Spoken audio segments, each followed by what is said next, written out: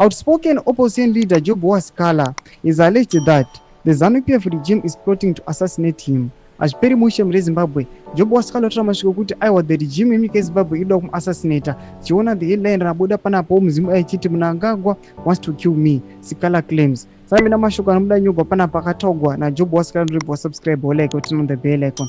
Tipinda muzimu anyora vachiti. In a statement posted on X over the weekend, Sikala, known as Wiwa in political circles, asserted the regime in Zimbabwe, through its mouthpieces, is now openly calling for my assassination.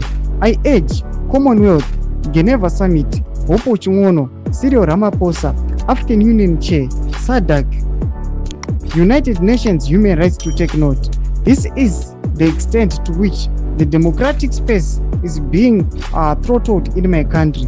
My only crime is expressing the excesses of the criminal regime in Harare, and now they are calling for my death.